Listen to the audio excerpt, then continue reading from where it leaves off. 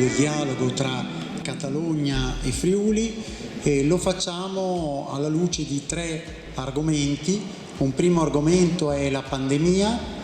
un secondo, e soprattutto della pandemia nella prospettiva anche, oltre che della sanità, anche un po' della ripartenza economica, ne parlerà il professor Aureli Argemì. Poi avremo, perché c'è stato un problema di aerei a Francoforte, l'onorevole Marco Dreosto, parlamentare europeo, che verrà a parlare del recovery plan, i rapporti con l'Europa, tra il nostro paese e l'Europa, tra il Friuli e l'Europa, e quindi arriverà e si siederà appena arriverà a Udine, verrà qui, si siederà alla mia sinistra. E poi abbiamo anche l'argomento della sicurezza cibernetica. L'abbiamo collegato alla ripartenza, al recovery plan, alla ripartenza dalla pandemia, al recovery plan, perché riteniamo che questo argomento sia un argomento molto importante per la pubblica amministrazione, per le imprese e per i cittadini. E con noi abbiamo qui il professor Foresti, che è il direttore del Master in Intelligence dell'Università di Udine, che è il direttore del Dipartimento più numeroso, tra i più numerosi dell'Università di Udine, matematica, informatica, fisica e così via, e infine anche il presidente dell'Associazione Nazionale degli studiosi che si occupano di machine learning, di digital vision e di tutte queste tematiche collegate alle nuove tecnologie, alle applicazioni delle nuove tecnologie, e non a caso è un docente dell'Università di Udine, ma è ai vertici della ricerca nazionale e anche internazionale, con ricerche negli Stati Uniti, Pentagono, finanziatore, ricerche a livello anche nazionale, con il Ministero della Difesa, con l'Esercito Italiano, e infine anche ricerche addirittura con Israele, che è all'avanguardia nelle nuove tecnologie. Quindi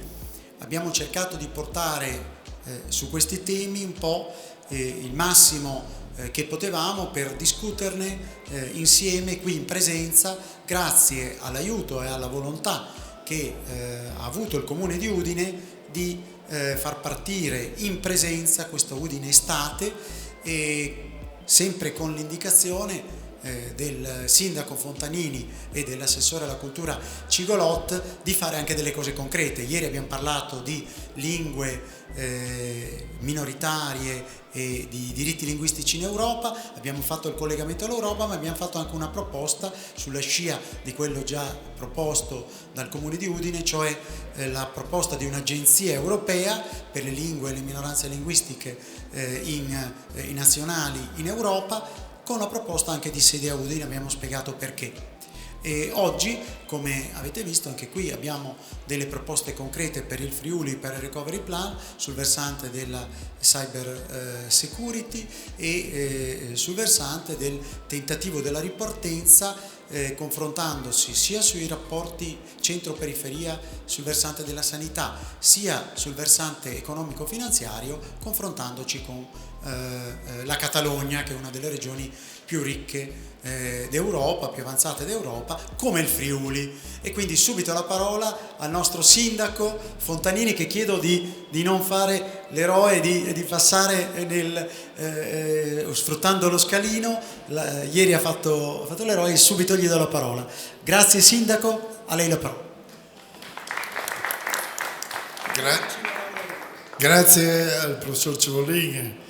che con il suo gruppo di lavoro ci propone ogni anno qualcosa di interessante. Anche quest'anno, in questa estate calda, siamo qui con tematiche interessanti. Ieri, come diceva, abbiamo parlato delle minoranze linguistiche. Ecco che è arrivato l'europarlamentare Dreosto. Vieni, che puoi sederti qua, che c'è il tuo posto. Abbiamo parlato di lingue, oggi parliamo di pandemia, ma poi di come si esce dalla pandemia, grazie soprattutto a quanto l'Europa sta facendo con i finanziamenti che ha messo a disposizione, che sono, come sapete, molto ingenti, e che speriamo tocchino anche questa città e il nostro Friuli. Un flash su come sono andate le cose finora. Il 2020 non è stato un anno terribile per Udine, perché per fortuna siamo riusciti a monitorare e soprattutto a gestire bene il problema della diffusione del virus. Purtroppo invece soprattutto inverno 2021, quest'anno, e in particolare nei mesi febbraio, marzo, gennaio anche, abbiamo avuto qui in città veramente una situazione molto molto pesante. Il nostro ospedale è andato un po' in tilt, le terapie intensive erano piene di pazienti, abbiamo avuto purtroppo anche tanti morti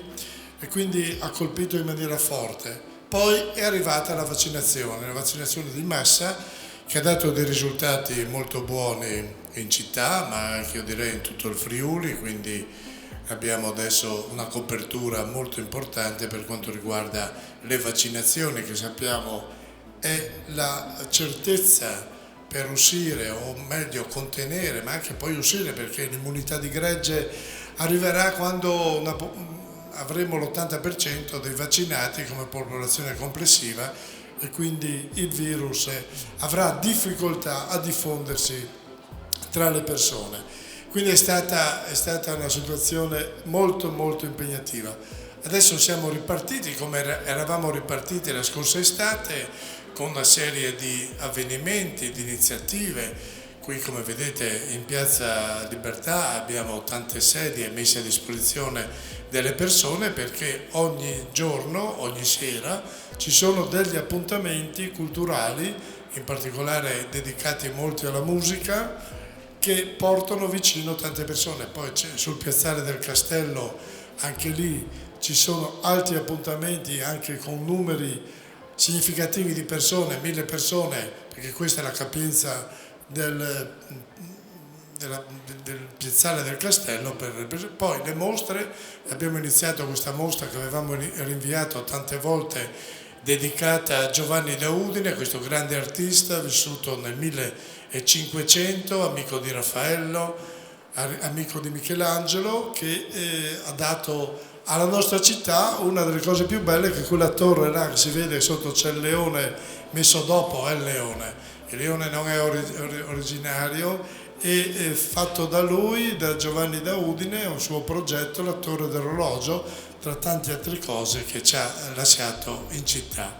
Quindi siamo ripartiti, e siamo ripartiti anche con le progettualità che riguardano proprio poter intercettare questi fondi che arrivano dall'Europa attraverso il governo, attraverso la regione, per fare delle opere importanti per la città di Udine. Una per tutte riguarda la rete ferroviaria. Noi abbiamo una stazione importante, ma soprattutto Udine ha un ruolo di snodo per quanto riguarda i traffici che arrivano dal porto di Trieste, dall'ovest della pianura padana in pratica,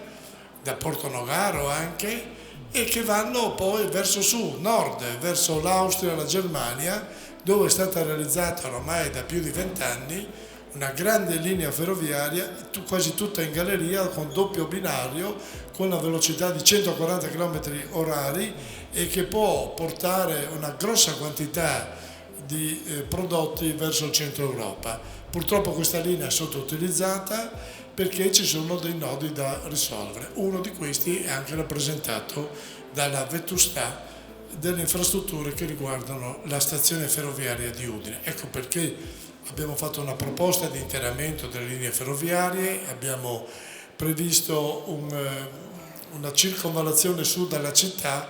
per migliorare in pratica la fruibilità di questa struttura ferroviaria. Ma poi c'è anche il recupero di zone abbandonate della nostra città che potrebbero ritornare a essere vissute con la presenza di insediamenti non solo abitazione ma anche di strutture dedicate alla collettività. È tutto un progetto che abbiamo già predisposto alle grandi linee e che abbiamo già presentato al Presidente della Giunta regionale, che tra l'altro domani ritornerà a Udine perché ci sarà l'ufficializzazione della cabina di regia di un gruppo di persone che sono una parte rappresentanti del Comune di Udine e una parte rappresentanti della nostra università,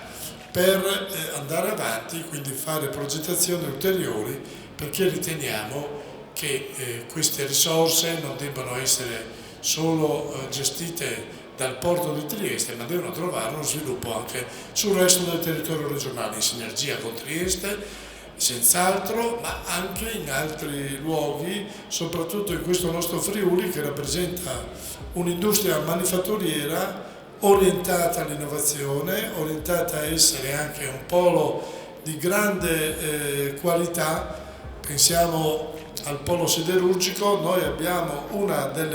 la terza azienda nel mondo per quanto riguarda gli impianti siderurgici, che è la Danieli, e quindi abbiamo un ruolo da svolgere senz'altro non di secondo piano ma di primo piano. Ecco perché ci teniamo molto che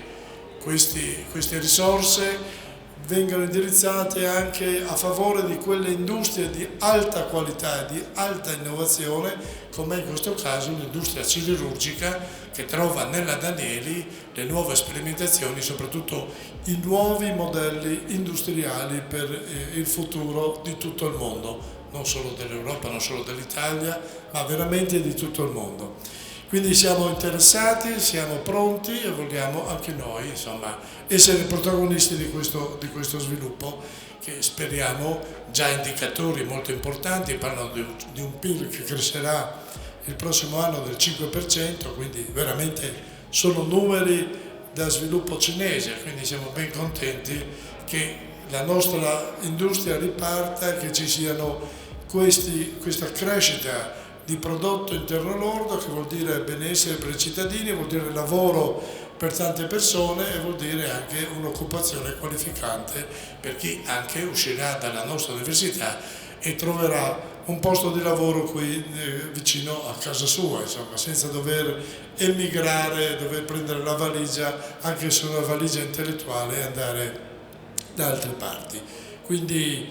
io sono ben contento oggi di sentire che cosa sta succedendo in Catalogna, che è una regione importantissima,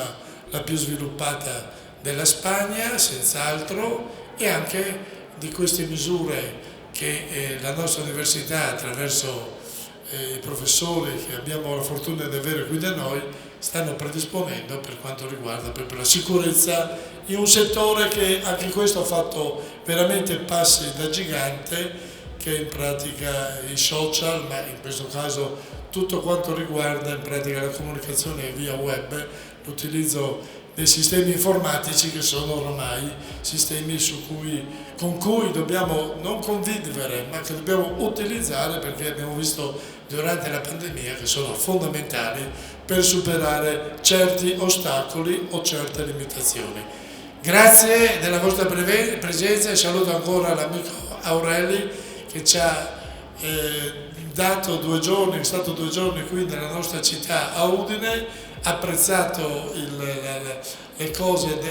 del Friuli che lui già conosceva, e quindi lo ringrazio della sua presenza, e ricordati che sei sempre benvenuto in terra friulana. Grazie al Sindaco che, come avete visto, ha fatto delle proposte concrete per il recovery plan, e quindi già un assist con il parlamentare europeo Marco Dreosto, oltre che con gli altri 2 relatori, ma sottolineo solo, per chi non lo sa, il sindaco di Udine è stato anche presidente della provincia, è stato anche presidente della regione, è stato anche deputato, è stato anche senatore, e quindi ha potuto, come avete visto, utilizzare tutte queste sue competenze poi per, come sindaco, adesso fare, tra virgolette, un po' di più di quello che può fare un sindaco di una grande città come Udine, cioè quello di fare una proposta per il Friuli, per Udine come capitale del Friuli, per rilanciare subito la ripartenza dell'economia, di tutte le attività della pubblica amministrazione e così via. Quindi è con questo spirito che diamo subito la parola ad Aurelio Argemì, da Barcellona, che è il presidente onorario e fondatore del Siemen di Barcellona, dal quale chi conosce un po' le questioni catalane sa che promanano moltissime delle attività dell'identità catalana, delle attività culturali e anche politiche della Catalogna. Quasi tutti i leader politici e culturali sono passati attraverso il Siemen, hanno lavorato al fianco di Aureli Argemí e non a caso Aureli Argemí ha avuto il riconoscimento della Generalitat de Catalunya, la Creu de Sant Jordi, nel 2016, e tra l'altro 10 giorni dopo, 7-8 giorni dopo, il presidente della provincia Fontanini ha consegnato invece l'onorificenza per tutto quello che ha fatto Aureli Argemí per le minoranze in Europa e anche per le minoranze linguistiche in Friuli Venezia Giulia. E quindi ecco subito la parola ad Aureli Argemí, che ci parlerà di pandemia e di ripartenza economica nella Catalogna.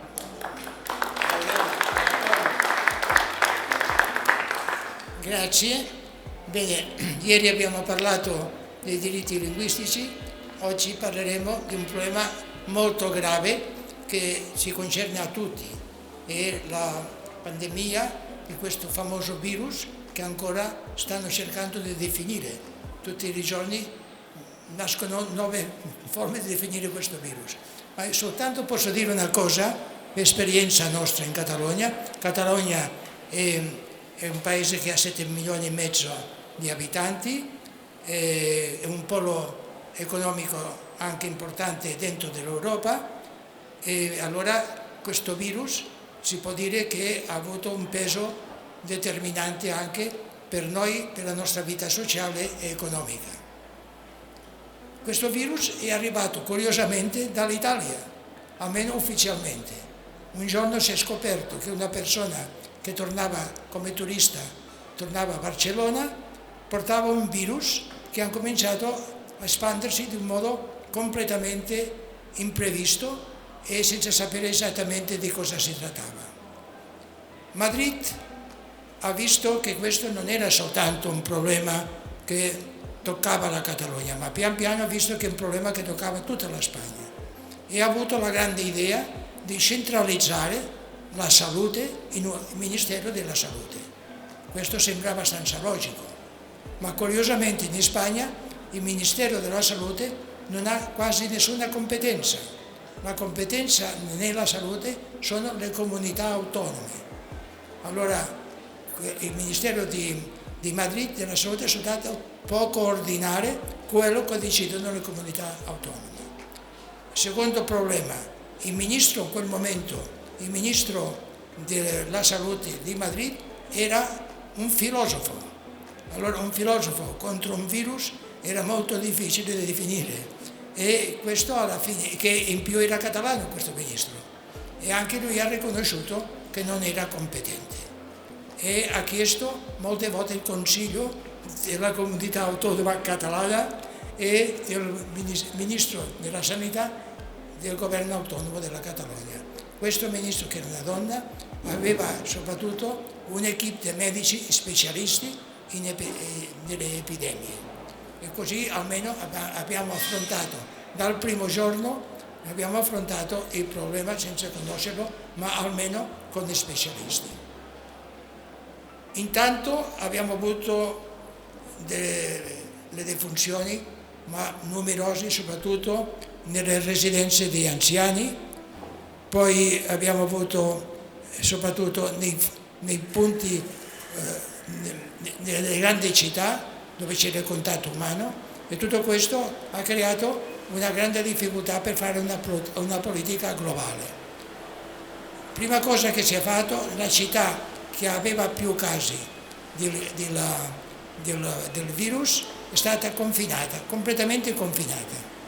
e questa città durante 2 o 3 mesi nessuno poteva uscire e nessuno poteva entrare, e lì ci sono stati moltissimi morti,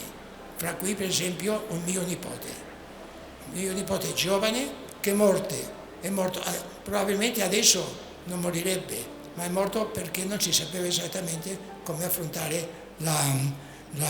questa epidemia.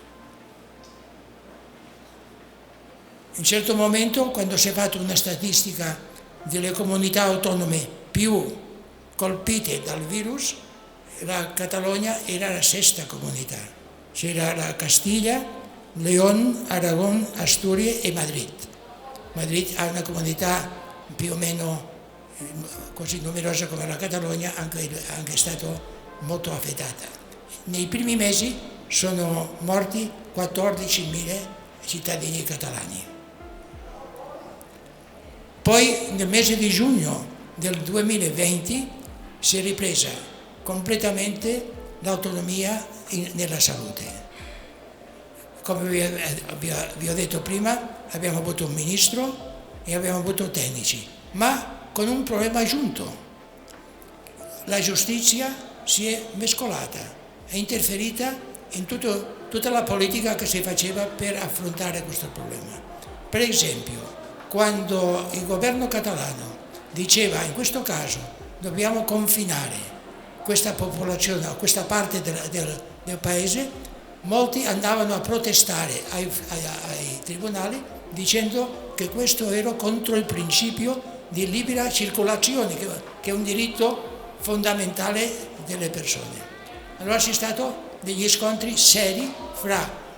l'amministrazione della giustizia e il parere tecnico, sia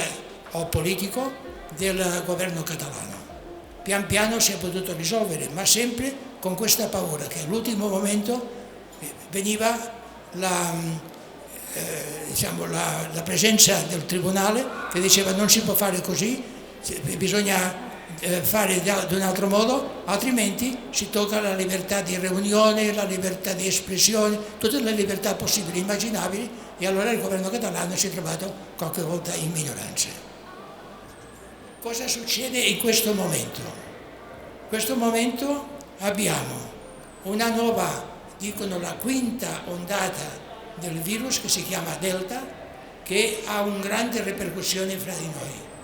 È così grande che si sta pensando di nuovo in confinamenti. Il governo catalano dice per il momento non possiamo fare un confinamento globale, ma dobbiamo fare soprattutto nei posti dove si riuniscono i giovani, che sono i più colpiti in questo momento da questa epidemia. In questo momento comunque il 57% della popolazione catalana è vaccinata e il 38% ha il doppio vaccino. E si pensa che alla fine d'estate potremmo avere già il 70% della popolazione vaccinata. Questo è un elemento molto importante per dire che abbiamo superato l'epidemia. Ma in questi giorni che abbiamo il bisogno dei vaccini, i vaccini non arrivano. È anche un problema di distribuzione, non so se in Italia succede lo stesso, ma in questo momento noi abbiamo il problema che i vaccini che abbiamo bisogno non arrivano nella quantità necessaria. Questo io direi è il problema grave in questo momento in Catalogna. La gioventù che fanno file enormi ormai si può andare direttamente nei posti dove si danno le vaccine senza passare per l'informazione informatica, si può andare direttamente, ma questo direttamente non serve molte volte perché non ci sono dei vaccini. Siamo lì questi giorni e in questi giorni siamo arrivati già a 21.000 morti di virus, e questa è una quantità importante per 7 milioni e mezzo di persone. Questo direi è il panorama attuale, ma almeno abbiamo una cosa importante. Il ministro della sanità attuale da qualche mese è un medico, un grande specialista riconosciuto internazionalmente in problemi di pandemie, e abbiamo grande fiducia perché questa è un'equipe non soltanto di medici catalani ma un'equipe di medici internazionali, e a noi sembra che in questo momento almeno abbiamo i mezzi per affrontare questa nuova ondata, questa nuova rete che si chiama Delta del virus del Covid. Dal punto di vista economico dal punto di vista economico, come per il resto del mondo sono calati le produzioni dei beni durante questi mesi. Si è rotta la catena di distribuzione dei prodotti fabbricati all'estero. Ci sono conseguenze sulla viabilità delle ditte e i mercati finanziari con perdite importanti. È caduta l'11% del prodotto interiore lordo. In Catalogna concretamente l'11,04%, un po' più che il resto della Spagna, soprattutto perché è calato il turismo, è una delle fonti dei beni della Catalogna, la restaurazione, che per noi è molto importante, e la produzione per caduta soprattutto della vendita delle automobili, cioè la SEAT, che è una fabbrica dipendente ormai della Volkswagen, ha una grande produzione, essendo attualmente la terza fabbrica più importante di automobili d'Europa. La disoccupazione in questo momento è del 16%, quando in Europa globalmente è soltanto dell'11%.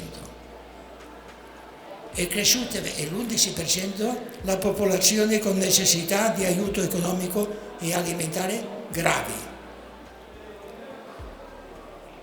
Tutto il tessuto economico della Catalogna, che è fatta soprattutto delle piccole e medie aziende, è stato colpito. Soltanto una cifra vi dirà l'importanza di questo tessuto. Noi in questo momento abbiamo 600.000 ditte delle piccole e medie aziende e 700.000 commerci che sono ancora vivi in Catalogna. Ma tutti i giorni, molti di questi commerci devono chiudere perché non hanno la capacità ormai di rimanere senza poter produrre o senza poter vendere. Intanto, come sapete bene, la Commissione europea ha parlato e ha promesso di fare un debito molto importante di miliardi per poter risolvere il problema dei diversi paesi della comunità o dell'Unione Europea. Per la Spagna ci tocca 140 miliardi, ma negli effetti per il 2021 al 2023 soltanto abbiamo 70 miliardi, cioè la metà, non quello che dicevano prima, ma adesso soltanto la metà. E come saranno distribuiti questi 70 milioni di miliardi? Allora dicono faremo una cosa, e vi faccio un po' il riassunto perché è molto lungo. Ho fatto un riassunto che mi dà questo: promesse 140 miliardi, realtà 70 miliardi, di questi solo 10 miliardi e mezzo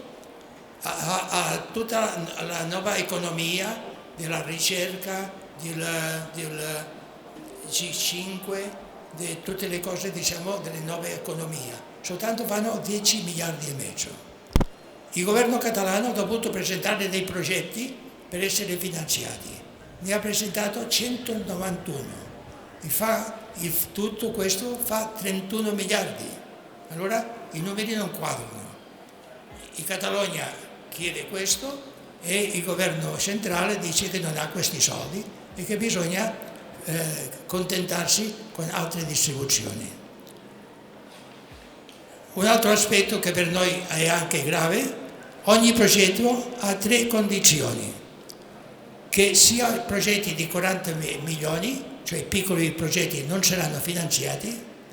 e questi progetti di 40 milioni devono essere per 2 comunità, cioè la Catalogna deve fare un contratto con un'altra comunità per avere i 40 milioni. Un esempio: in questo momento la SEAT ha deciso di fare dei motori elettrici, cioè nuovi modelli della fabbrica SEAT con motori elettrici. SEAT ha detto: noi abbiamo la fabbrica vicino a Barcellona, facciamo una fabbrica di motori, ma con questi soldi promessi della Commissione europea dobbiamo cercare, dicono, un'altra comunità autonoma per fare questi motori, perché altrimenti non avremo i soldi per 40 milioni che devono essere spartiti. Allora questo vuol dire che c'è una possibilità, parliamo di possibilità, 4 miliardi dei 10 che si toccano devono arrivare in Catalogna durante 2 anni, questi 21-23. Siamo già soltanto a 10 miliardi. No? In più, questi miliardi devono essere spartiti anche con altre 17 autonomie che sono in Spagna. Che parte ci tocca a noi? Il governo di Madrid per il momento ha detto le date sono queste, le cifre sono queste, ma ancora non possiamo darvi la risposta. La daremo dopo le vacanze del mese di agosto, cioè tutto è rimandato per dopo le vacanze. Intanto noi abbiamo la crisi della produzione, anche adesso, e la crisi della distribuzione. Per fortuna il turismo è ritornato, ma adesso con la nuova ondata del Delta, ho letto oggi che per esempio la Francia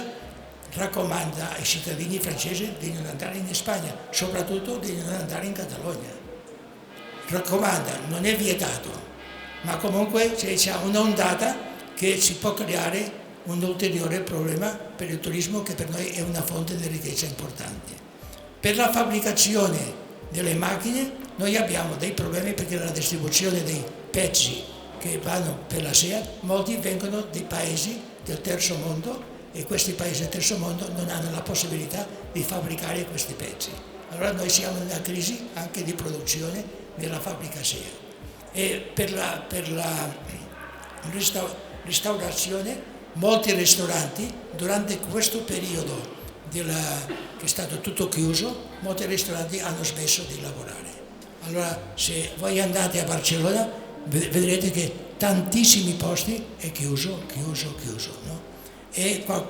ci sta riaprendo qualche ristorante antico, ma siamo nella crisi.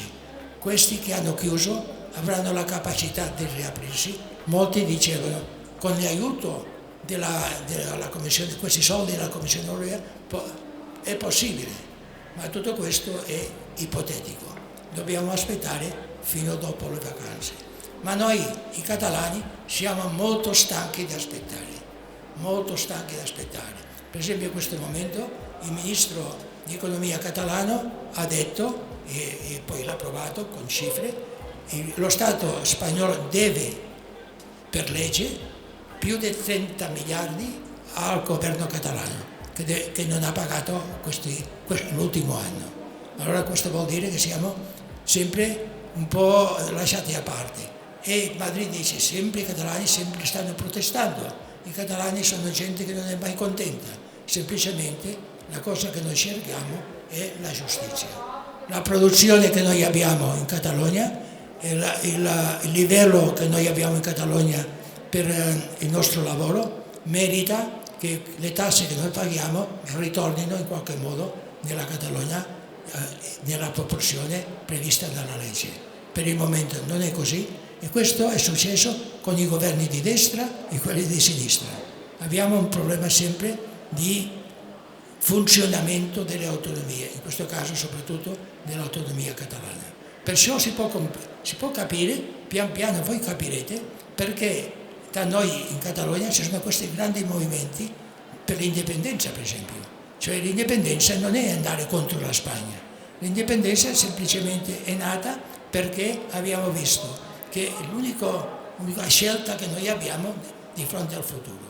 Questo molti lo crediamo e diciamo, bene, molti, non vuol dire tutti, perché non diamo la parola alla gente, facciamo un referendum e vediamo che cosa vuole la gente per il futuro. Ma sapete che il primo referendum che abbiamo fatto, i nostri politici in carcere. Adesso abbiamo per fortuna gli indulti degli ultimi mesi e questo ci dà un po' di respiro, ma non ci dà la soluzione del problema. Perciò io credo che bisogna rifare il dialogo e le trattative Barcellona-Madrid per superare questo problema grave economico dei rapporti politici e economici fra il governo centrale e il governo autonomo. Questa è la situazione economica molto riassunta di quello che abbiamo chiesto il professore Cevolin, che sia molto breve di quello che sta succedendo a livello della pandemia e a livello dell'economia. Grazie. Chiederei a Laurenti di dare il microfono al professor Foresti, di passarlo all'onorevole Dreosto, che sarà il prossimo relatore, e l'onorevole Dreosto si collegherà a questo argomento lanciato a livello europeo da Aurelio Gemini con la tematica della pandemia e della ripartenza dal punto di vista economico, e l'onorevole Dreosto è parlamentare europeo, quindi come siamo pienamente nell'ambito europeo, lavora in commissioni del Parlamento europeo molto importanti, la Commissione Sanità Pubblica e la Commissione anche che si occupa della sicurezza alimentare, per esempio, ma anche della sanità pubblica, quindi questo è un argomento collegato a questo tema. E poi un'altra commissione nella quale lavora l'onorevole Dreosto è la commissione che si occupa delle ingerenze straniere nei processi democratici, e quindi ha a che fare con anche la disinformazione e così via, con argomenti che poi sono anche connessi al tema che sarà trattato dal professor Foresti sulla sicurezza cibernetica. Ma la parola adesso viene data all'onorevole Dreosto, che è anche, qui vi faccio uno scherzo, ricordo che è anche segretario politico del partito che ha preso più voti alle elezioni almeno parlamentari europee, direi, e quindi rappresenta un partito che ha moltissimi voti in questa regione, e quindi, essendo segretario politico, anche porta avanti le ragioni del nostro territorio in Europa e anche nei confronti dello Stato nazionale dell'Italia e nei confronti anche della regione. Quindi grazie, e la parola all'onorevole Dreosto, che è riuscito a rendere un po' più veloce l'aeroporto di Francoforte, che stava ritardando, ma poi c'è stata un'accelerazione per farcelo avere qui in tempo. Grazie ancora. Grazie, ringrazio innanzitutto il professor Cevolin per questa opportunità, per questo invito a questa conferenza, ringrazio gli illustri ospiti, il sindaco di Udine e tutti coloro che oggi seguono questo importante incontro. Sì, in effetti, Guglielmo, è stata una giornata campale, perché sono partito da Strasburgo alle 9 di questa mattina e tra pullman e aeroporto veramente ci siamo fatti una bella sfaticata, ma ne valeva la pena, volevo esserci e quindi ci tenevo ad essere a questo importante incontro. Ritengo che, sì, tu hai fatto un'introduzione su quello che è il mio ruolo al Parlamento europeo, un ruolo importante anche perché, al di là dell'aspetto politico, si tratta di un'esperienza internazionale di altissimo livello che mi dà l'opportunità non solo di cercare di interagire per il bene del nostro territorio, lo sto facendo assieme anche alla mia collega sempre friulana Elena Lizzi, ma anche di imparare tante cose, di entrare in argomenti che magari molto spesso, perché io uso una considerazione: nessuno di noi è tutologo, e quindi c'è la necessità qualche volta di essere umili, di capire dove bisogna andare ad imparare, e fortunatamente il Parlamento europeo ci mette a disposizione anche risorse e competenze per approfondire quelle che sono le tematiche che poi si debbono affrontare, e questo è di grande vantaggio per chi deve fare questo lavoro.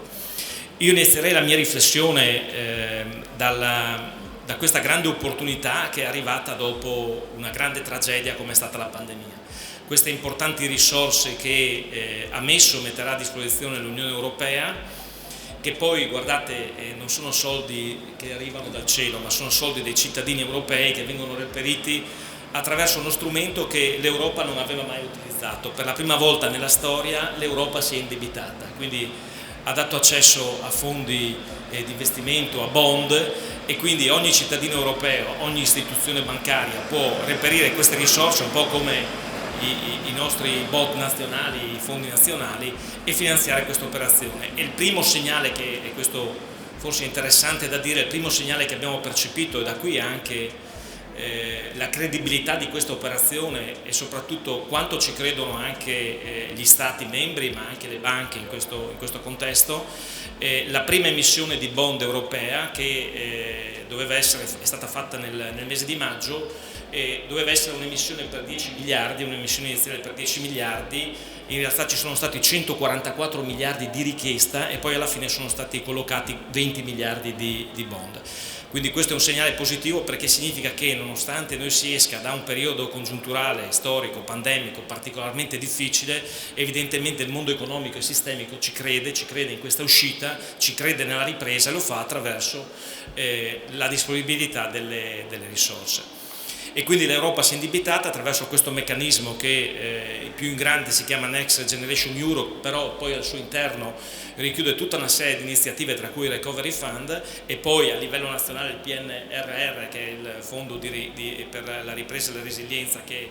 ha organizzato il governo. Risorse che al nostro paese sono state destinate nella cifra importante di circa, arrotondiamo, 200 miliardi di euro. Sono soldi che evidentemente in parte vengono dati dall'Europa a fondo perduto, poco meno della metà, e una parte invece dovranno essere restituite negli anni. E un dato che magari non conosciamo, ve lo dico proprio a grandi spanne, perché poi non è proprio così: queste risorse verranno distribuite ai territori in 6 anni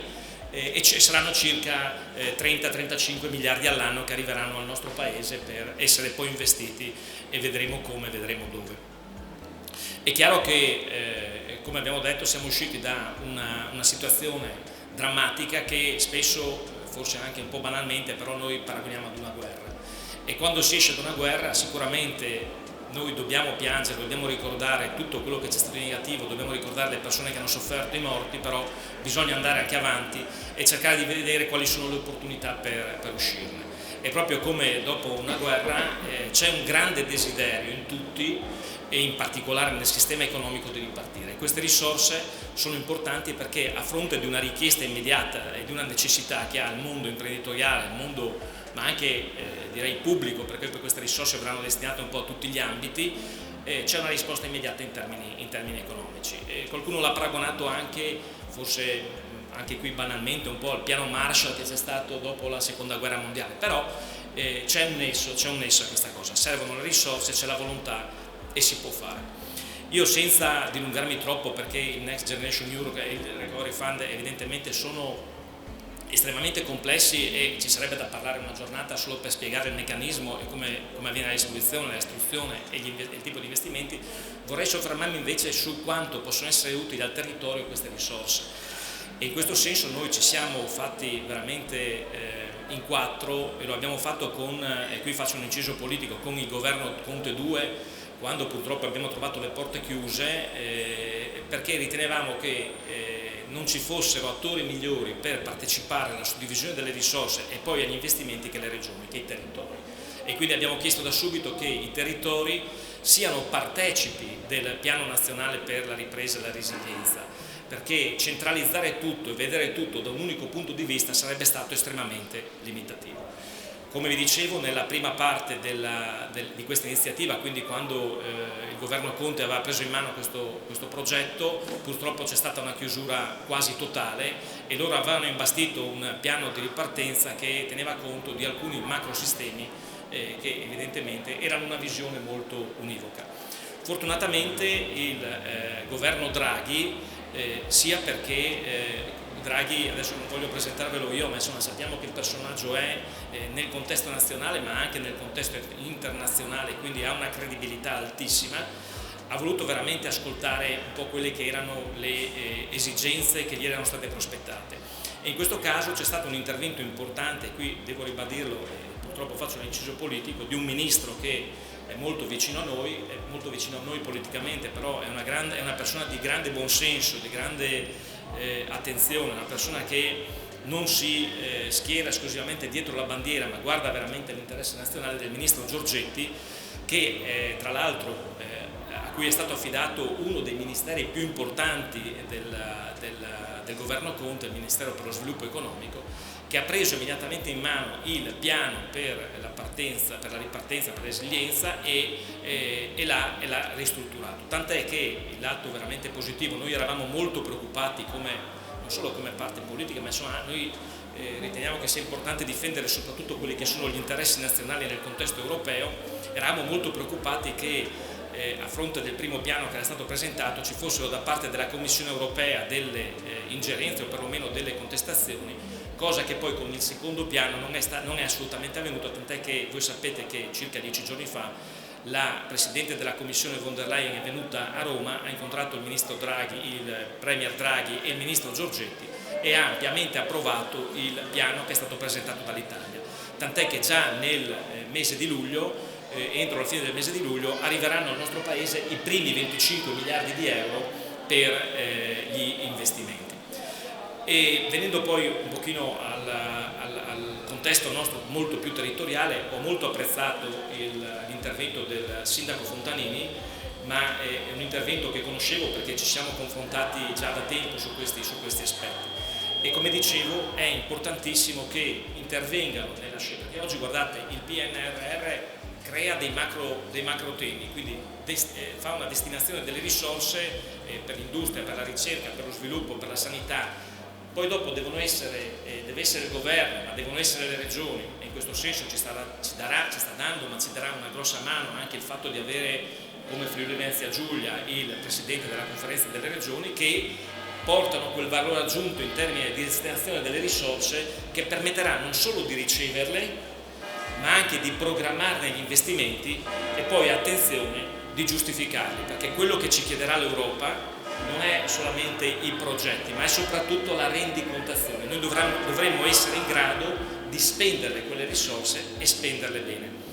Storicamente uno dei problemi che ha il nostro Paese, guardate, è un luogo comune non solo il nostro Paese, è un problema che hanno molti paesi in Europa, è che l'Europa mette a disposizione nei classici fondi comunitari tantissime risorse in ogni quinquennio e una parte delle risorse non vengono spese, ma non è che non vengono spese perché non ci sono le idee, il problema è quello di riuscire a spenderli perché i tempi sono molto contingentati, le rendicontazioni devono essere fatte in determinati modi, i controlli sono serrati e per cui chi non è strutturato e organizzato come certi stati lo sono, evidentemente molte volte non si mette neanche nell'intenzione di fare delle programmazioni di spesa. Questa volta abbiamo una sfida straordinaria, che è quella invece di prendere questi soldi, programmare, come ci ha detto il Sindaco, iniziative e investire. Investire bene, perché solamente se investiremo bene, perché poi il segreto non è quello di ricevere solo i soldi, ma di utilizzarli in prospettiva. Cioè tutte le cose che noi andremo a fare con queste risorse dovranno essere fatte per il futuro. Qui ci vogliono amministratori lungimiranti, cioè chi guarda l'oggi, chi guarda solo il domani purtroppo non può sperare di avere futuro amministrativo politico. Guardate, io vengo da un'esperienza di 30 anni d'azienda e l'imprenditore non guarda che cosa succede domani nella sua azienda, ma darà un'aspettativa alla sua azienda di lunga durata. Questo deve avvenire per forza anche nella pubblica amministrazione, anche nelle amministrazioni locali, anche nel governo. E quindi solo amministratori lungimiranti riusciranno a comprendere quale sarà l'opportunità da cogliere attraverso queste risorse. Mi sono perso sul ragionamento locale, voglio riprenderlo. Queste risorse saranno destinate in parte anche alla nostra regione, quindi avremo veramente delle opportunità importanti,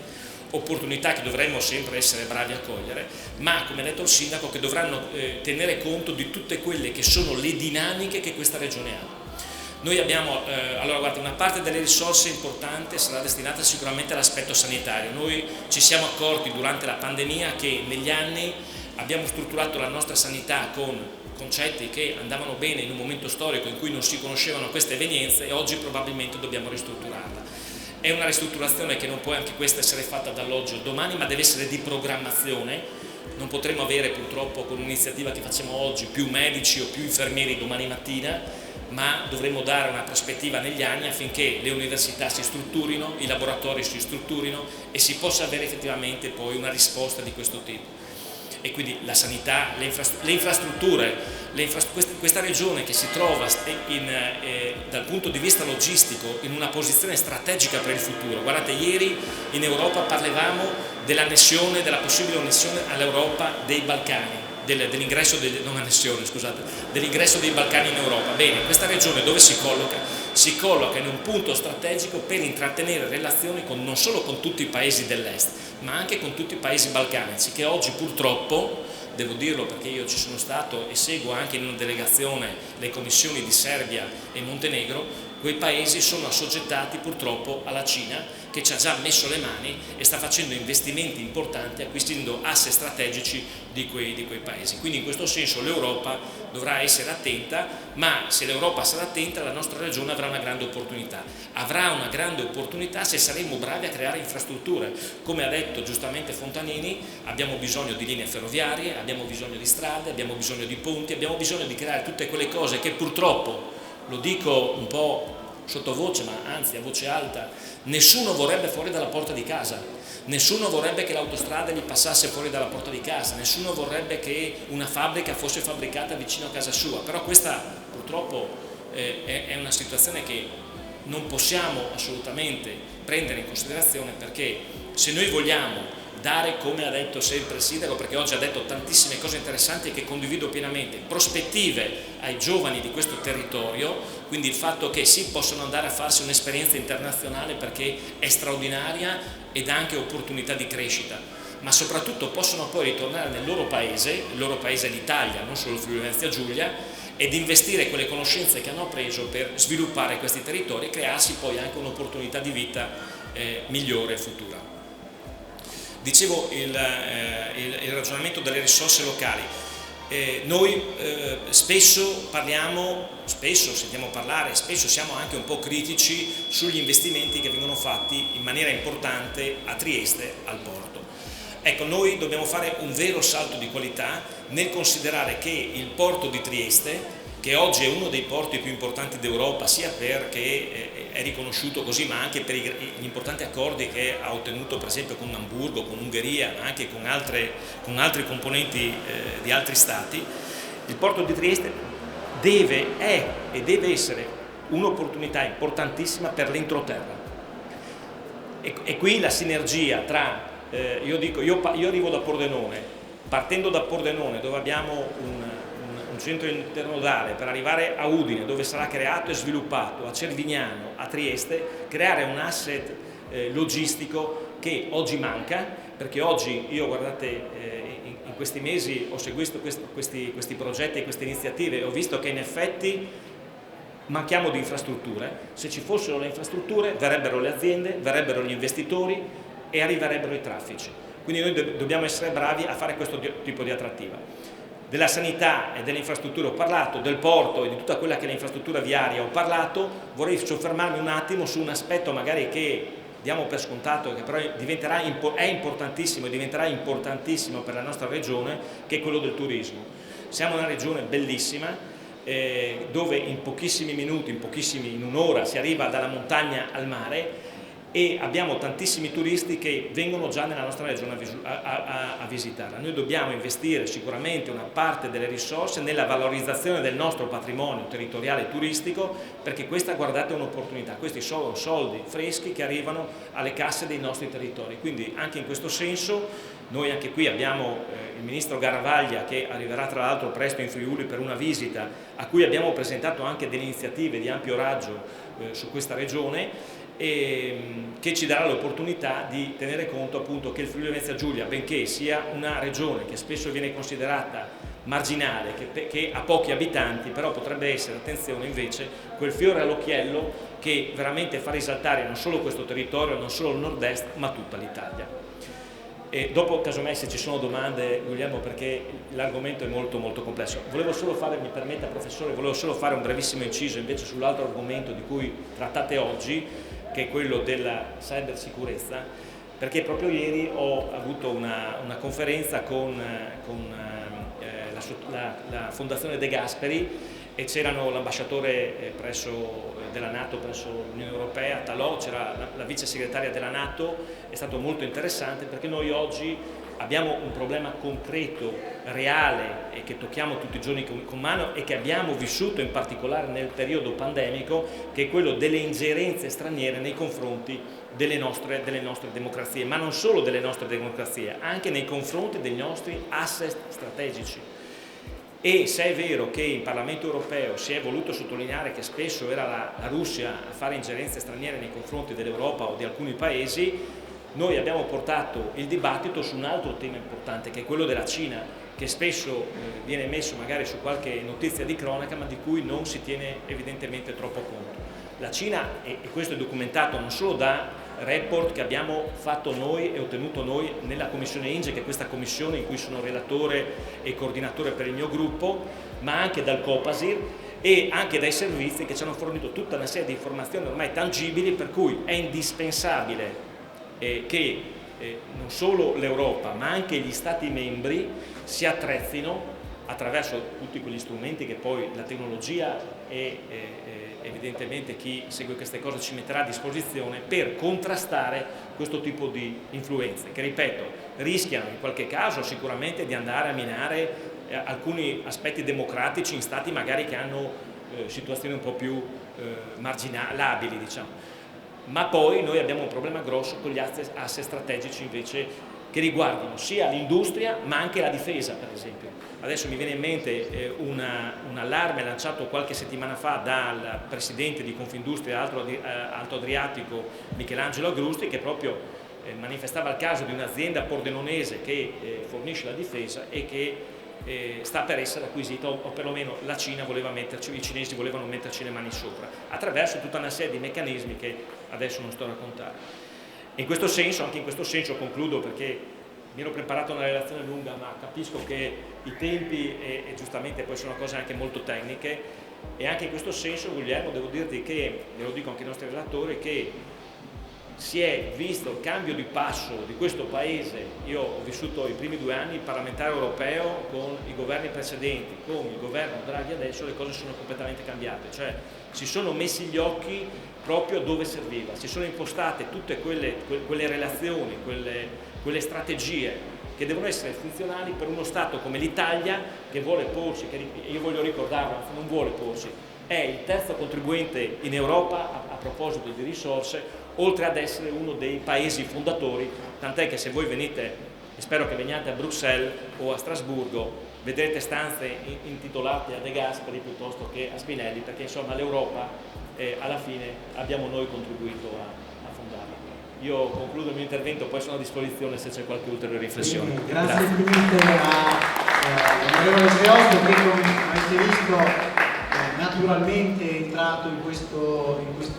dibattito, in questa linea che sembrava strana, cioè di partire da Catalogna Friuli passando per la pandemia, per la ricostruzione, poi arrivando al recovery plan e al rapporto tra queste risorse del nostro territorio, ma avete visto che il tema della cybersicurezza è venuto naturale e diamo subito la parola al professor Foresti, che è il direttore del Master in Intelligence, quindi qui è stato citato il Copasir, per esempio del Pane Quotidiano, le relazioni del Copasir nel nostro Master in Intelligence, poi è il presidente dell'Associazione Nazionale di tutti gli studiosi di Computer Vision, Pattern Resolution e poi soprattutto Machine Learning e quindi è nell'Università di Udine poi il direttore del Dipartimento di Matematica, Informatica e Fisica e quindi è ai vertici dei progetti di ricerca sia del Pentagono sia del nostro Ministero della Difesa. Per esempio ricordo i droni utilizzati per il sistema di difesa dei carri armati, per esempio, ma su questo versante, cioè quello della cyber security, la parola subito al professor Gianluca Foresti. Grazie Guglielmo, grazie di avermi invitato in questo importante convegno. Cerco di portare un contributo su quello che è il tema che io seguo da 20 anni, insomma anche più, che è quello della sicurezza informatica. E che cosa abbiamo osservato in questa pandemia? Abbiamo osservato che il digitale è qualcosa di fondamentale, quindi l'abbiamo scoperto perlomeno, non negli addetti ai lavori, ma moltissime persone sono accorte che hanno potuto continuare le proprie attività lavorative, in primo luogo ovviamente le aziende, ma anche gli enti pubblici con lo smart working e i privati cittadini per le loro attività, le relazioni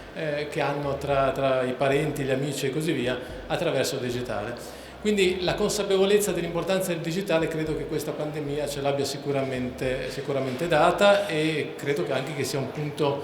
di ulteriore sviluppo per il futuro e non certamente di blocco. Che cosa dobbiamo osservare però? Dobbiamo osservare che l'esplosione ovviamente dell'uso del digitale a 360 gradi, quindi sicuramente, come citava il sindaco nella sua introduzione, tutto quello che è il traffico che avviene attraverso il web, quando noi ci colleghiamo sulla rete per reperire notizie, tutte le attività che vengono fatte attraverso i canali social, per parlare ovviamente dei cittadini e i rapporti che noi abbiamo con la pubblica amministrazione. Sempre di più riusciamo a ottenere dati e a scaricare tutte le informazioni che ci servono dalla nostra abitazione. Tutto questo traffico di dati chiaramente viaggia sulla rete internet, che è il posto meno sicuro dove questi dati possono stare. Ecco, quindi questo sviluppo del digitale apre certamente una problematica molto importante, molto significativa sulla sicurezza di questi dati, ed è una tematica che non possiamo assolutamente non considerare. Allora, in qualche modo molti addetti ai lavori cominciano a porre come una possibile futura pandemia proprio quella dei dati, perché sempre di più noi siamo pervasi dai dati, la nostra vita quotidiana è collegata ai dati, dalla sveglia che ci suona al mattino col telefonino quando dobbiamo andare a prendere l'aereo, sino a qualunque attività che facciamo attraverso appunto i nostri strumenti informatici. Se questi non ci funzionassero più da un momento all'altro, questo creerebbe grandissimi problemi. Praticamente non potremmo più, almeno io personalmente non potrei più pagare i miei conti perché ho tutto online, non potrei collegarmi ai miei dati che sono nei server dell'università e così via. Allora, osservando perché dobbiamo guardare anche un po' per prepararci a quello che avviene nel passato, ovviamente un passato non troppo lontano, gli ultimi 3, 4, 5 anni. Allora, se noi andiamo a vedere i dati statistici sui crimini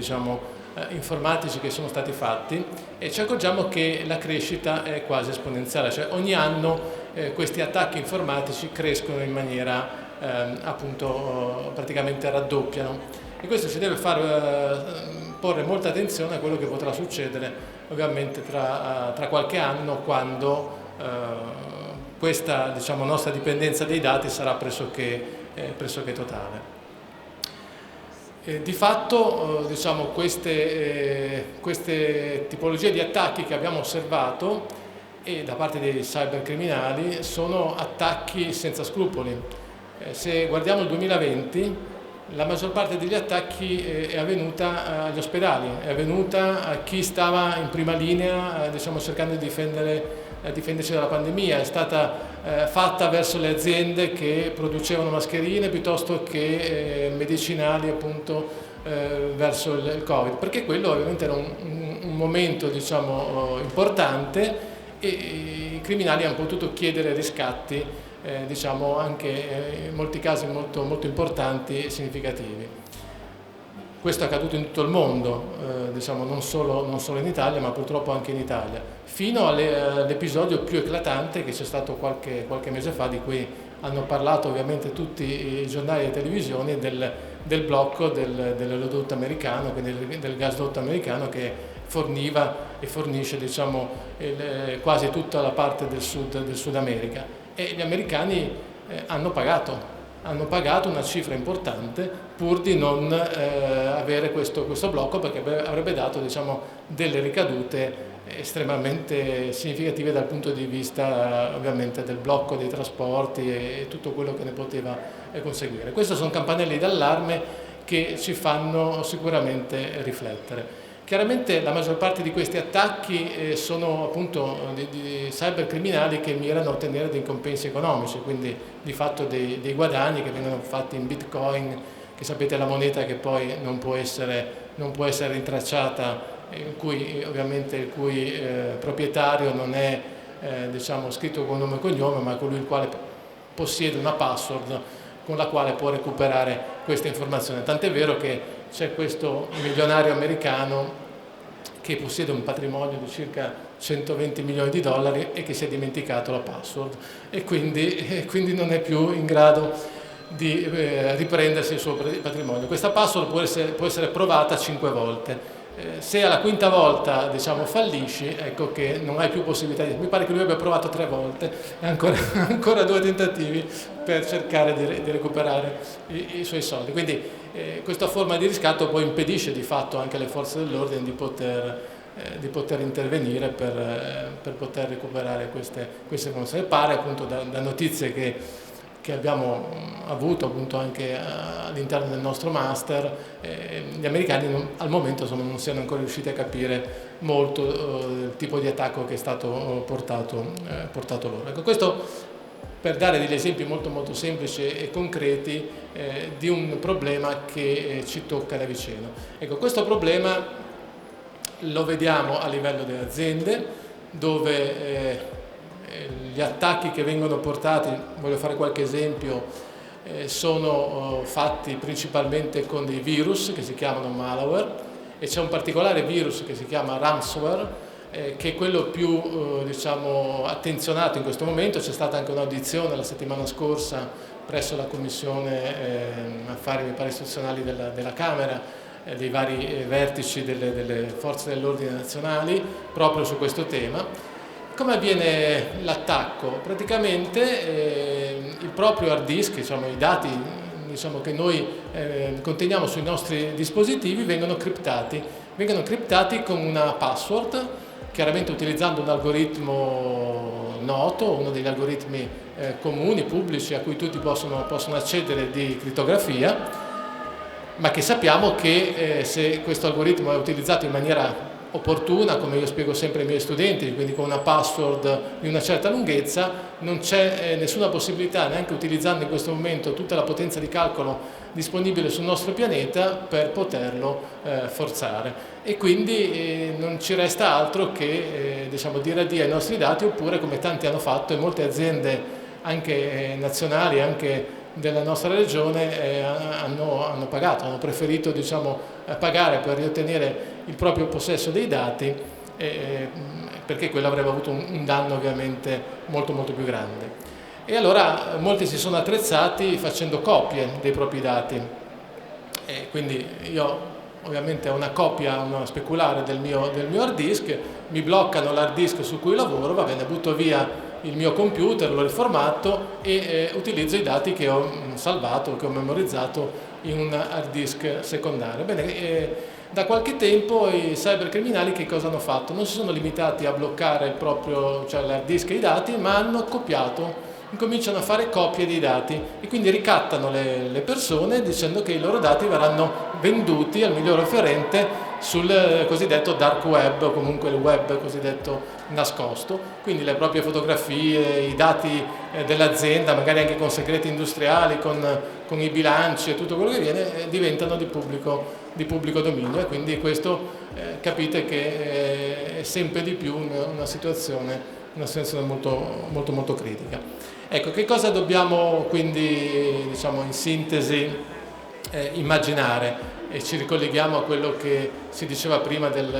recovery plan e della ricerca. Ecco, sicuramente dobbiamo come Paese investire il più possibile in formazione, in consapevolezza sulla sicurezza informatica. Io lo dico sempre ai miei studenti nella prima lezione del corso di cyber security e gli faccio questa domanda, gli dico: ma quante app avete scaricato sul vostro telefonino? 10, 20, 30? Bene, quante di queste avete letto diciamo, le istruzioni, le informazioni che sono contenute, che vi dicono che i vostri dati, la vostra rubrica e le vostre foto vengono condivise con l'applicativo? Attenzione che tanto più questi applicativi sono gratuiti, perché magari mi permettono di vedere gratuitamente la partita di calcio, perché magari mi regalano un qualche cosa, tanto più probabilmente mi vincolano poi rispetto a, diciamo, alla disponibilità dei dati. E allora bisogna creare una cultura della sicurezza che deve andare avanti in parallelo insieme allo sviluppo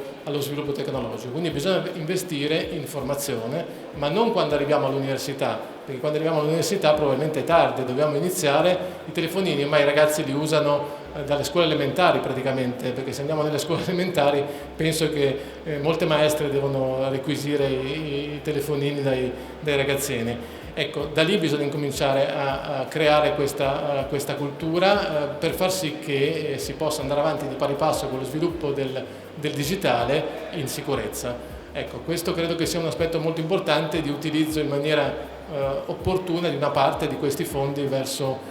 la ricerca e poi chiaramente a tutti i livelli fino ad arrivare alle aziende che si devono proteggere sempre di più. Però attenzione che le aziende sono in grado di proteggersi, le nostre aziende medio-grandi hanno le capacità di proteggersi. Allora gli attacchi si spostano verso i terminali, cioè verso gli utenti, che diventano i punti deboli, da cui poi attraverso i terminali, diciamo, di quegli utenti si arriva all'interno poi dei server delle aziende. Questo è il percorso che viene fatto, difficilmente viene portato un attacco, diciamo così, direttamente alle aziende o agli enti, diciamo, di un certo tipo. Stesso discorso, ma non lo faccio perché è abbastanza ovvio, quello che avviene sui canali social, quindi anche lì vedete attacchi che vengono portati molto spesso, anche noi all'università ne abbiamo avuto uno non molto tempo fa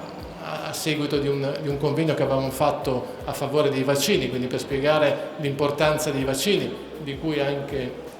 il nostro collega ci ha detto prima, ed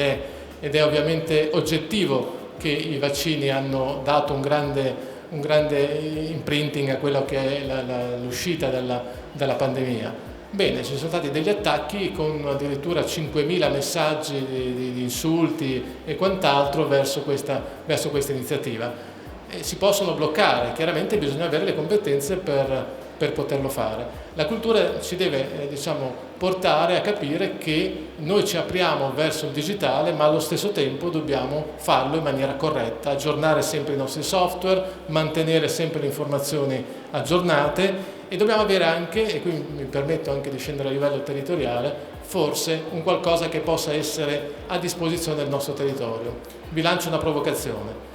Se io ho i ladri in casa, chiamo il 112, chiamo i carabinieri. Mi sento male, chiamo il 118, chiamo l'ambulanza. Ho un attacco informatico alla mia azienda o al mio computer, chi chiamo? A chi mi rivolgo? Non ho nessuno che mi possa aiutare.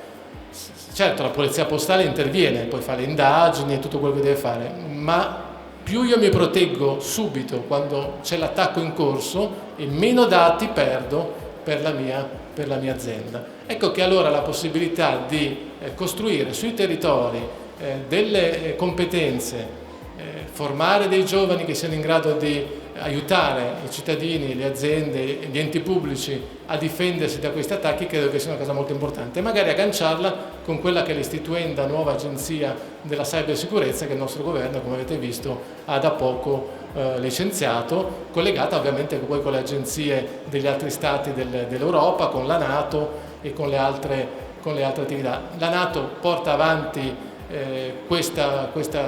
filosofia ormai da diversi anni. Io sono il rappresentante del nostro Ministero di Difesa nel pannello proprio dell'informatica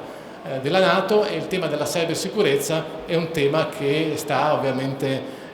a cuore a moltissimi. Do un'informazione, poi qua chiudo. Ho avuto l'onore, ho fatto la proposta, ho avuto l'onore che questa proposta è stata accettata, di avere qui a Udine nel 2022 il pannello dell'informatica della NATO con tutti i 27 paesi qua a Udine, e quindi credo che questo potrà essere sicuramente per il nostro territorio un momento veramente importante con le due tematiche, appunto cybersicurezza e intelligenza artificiale, qui sul nostro territorio, che potrebbe diventare per una settimana un po' un punto di riferimento a livello mondiale in questo caso. Ecco, grazie.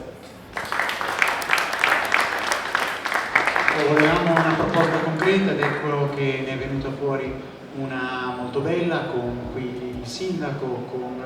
il rappresentante del Parlamento europeo e la proposta del professor Foresti, quindi direi che è pienamente riuscita questa iniziativa della geopolitica del Friuli. Tutto sommato l'abbiamo iniziata portando Lucio Caracciolo qui al precedente festival Vicino Lontano, l'ha portato in storia e abbiamo parlato della questione israeliana, della grande incertezza sulla geopolitica. E anche domani,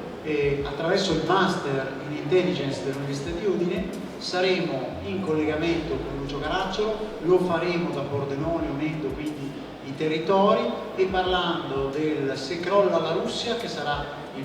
prossimo numero di Limes in edicola a luglio, nel senso che mi pare il 13 luglio sarà in edicola questo numero di Limes, e addirittura, sempre nell'ambito del Master in Intelligence,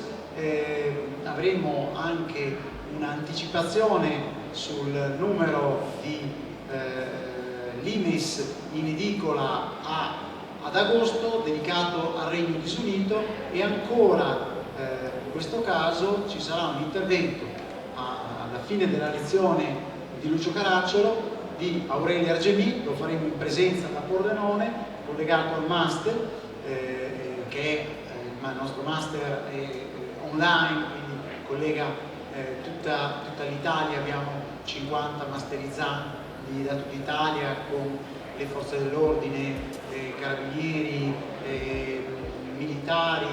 vertici della pubblica amministrazione, vertici di grandi imprese che si formano nel nostro Master, e lo faremo anche con Aurelia Argemì, perché il tema del prossimo numero di Limes sarà dedicato, quello di agosto, al Regno Disunito, e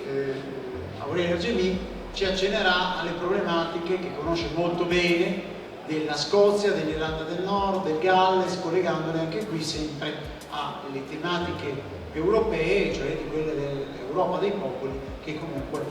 noi sempre desideriamo, aspiriamo, e nella quale speriamo di poter continuare e crescere sia dal punto di vista dell'importanza geopolitica dell'Europa, sia dello sviluppo economico, ma soprattutto anche dello sviluppo culturale e tecnologico, perché solo quello, le competenze, danno poi una ricchezza stabile, come fa la Catalogna e come fa il Friuli, un po' come avete visto anche naturalmente venendo fuori dagli studi universitari, collegandoli alle importanti cariche che vengono rivestite dai nostri docenti e poi riversate sul territorio con le proposte ai politici che sono qui. Quindi io mi sento di essere molto felice di aver realizzato questa iniziativa, soprattutto di averla fatta in presenza con il Comune di Udine, che ha voluto cose concrete fatte in presenza a Udine Stato. E quindi poi dopo una piccola pausa verso settembre avremo altre 3-4 proposte, e quindi continueremo e finiremo l'estate sempre con questa concretezza della geopolitica del Friuli. Grazie a tutti quelli che sono intervenuti, e quindi per chi ce la farà può inviare un'email al sottoscritto guglielmo.cevolin@uniuto.it e verrà collegato con il permesso del direttore del Master al Master in Intelligence, e potrà seguirci sia a distanza sia a venire a Pordenone nella sala, nell'aula magna del Polo di via Prasecco, sempre inviando un'email per ragioni di tracciamento, e potrà anche assistere in presenza al collegamento con Lucio Caracciolo e in presenza all'intervento di Aurelia Argemì. Grazie ancora, un applauso all'amministrazione comunale che ha voluto questo incontro. Grazie.